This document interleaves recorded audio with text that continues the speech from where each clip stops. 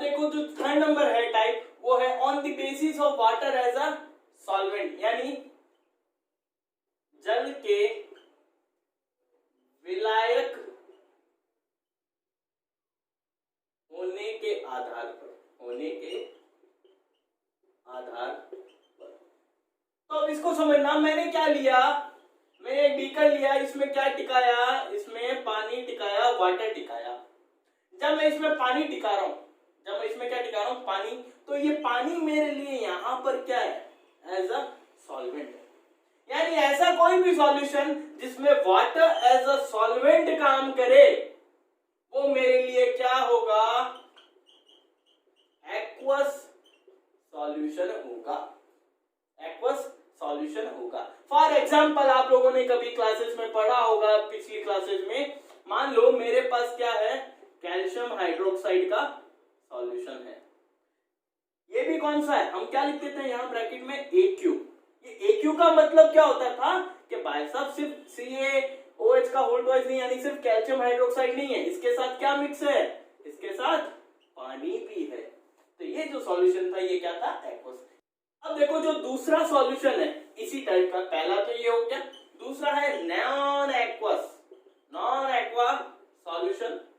इसका मतलब क्या, इसका मतलब ये हुआ, अब यहां पर सॉल्वेंट में वाटर यूज नहीं होगा, वाटर के अलावा आप कुछ भी ले लो, वाटर के अलावा सॉल्वेंट क्या यूज हो सकता है, मान लो मैंने ले लिया ईथर, या ले लिया बेंजीन, या ले लूं मैं पेट्रोल, या ले लूं मैं कार्बन टेट्राक्लोराइड CCl4, इनको एज अ सॉल्वेंट यूज करूं तो ऐसा सॉल्यूशन क्या होगा, नॉन एक्वा सॉल्यूशन।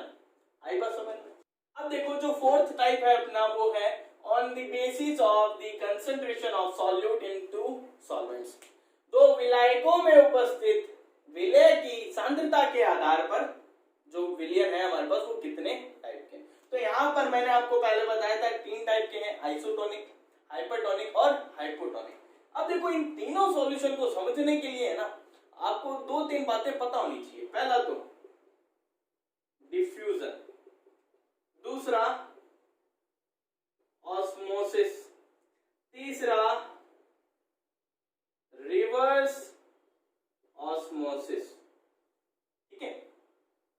अब डिफ्यूजन का मतलब क्या होता था अगर आप लोगों को पता है, फॉर एग्जांपल अगर मैं यहां पर परफ्यूम छिड़कूं, क्या स्प्रे किया मैंने, परफ्यूम, जो वहां पर कहीं दूर बैठा होगा बंदा, उसे अगर स्मेल आएगी, इसका मतलब क्या हुआ, यहां पर उस परफ्यूम की जो कंसंट्रेशन थी वो क्या थी, ज्यादा, लेकिन वहां पर क्या मौजूद थी, क्या पहले परफ्यूम की स्मेल नहीं थी।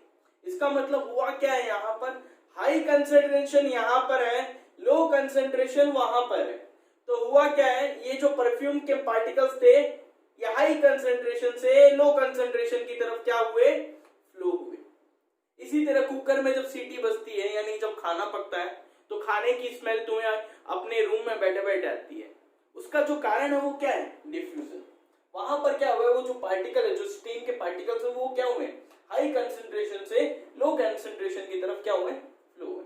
ऑस्मोसिस का भी मतलब यही है, जब फ्लूइड के पार्टिकल्स हाई कंसंट्रेशन से लोअर कंसंट्रेशन की तरफ फ्लो करें तो वहां पर क्या होता है, ऑस्मोसिस होता है। लेकिन जो रिवर्स ऑस्मोसिस है वो उल्टा है, यहां दोनों में क्या था, हाई टू लो कंसंट्रेशन की तरफ फ्लो रहे थे, लेकिन यहां पर क्या है, लो कंसंट्रेशन से हाई कंसंट्रेशन की तरफ जब फ्लूइड पार्टिकल्स फ्लो करें वो क्या होता है, रिवर्स ऑस्मोसिस होता है। वो क्या होता है, रिवर्स ऑस्मोसिस। हिंदी में इसे बोलते हैं विपरीत परासरण। ठीक है। अब यहां पर एक चीज काम करती है, वो है ऑस्मोटिक प्रेशर। क्या है, ऑस्मोटिक प्रेशर। अब आप लोगों को ये चीजें समझनी होगी रिवर्स ऑस्मोसिस के बारे में, इसको हम एक एग्जांपल से समझते हैं।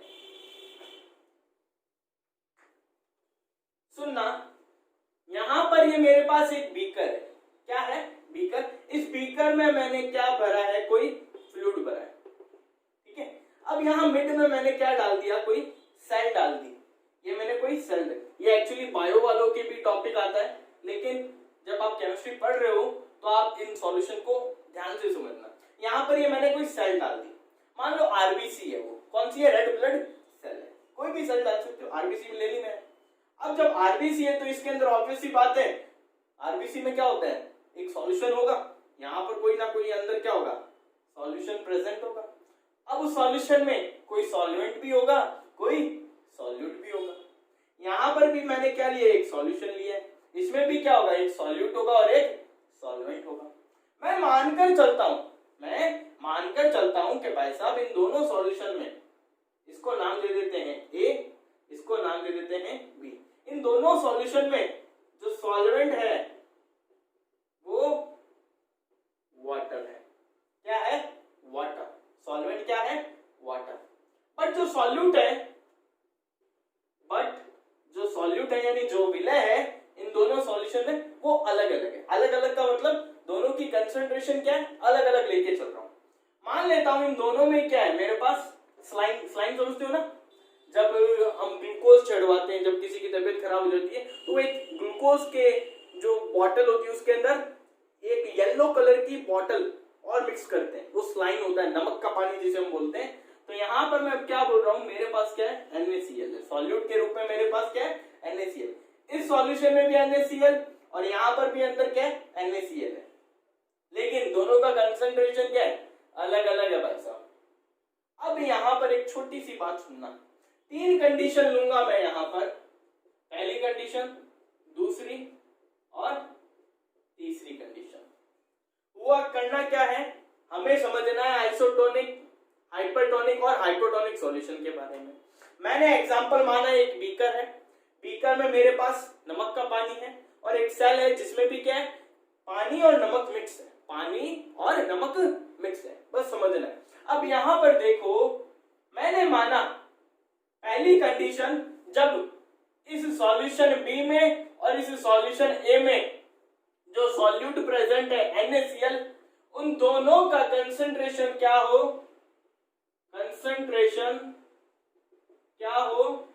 इक्वल हो। या मैं बोल सकता हूं इन दोनों में जो ऑस्मोटिक प्रेशर है यानी जो परासरणीय दाब है वो क्या है, बराबर है यानी इक्वल है।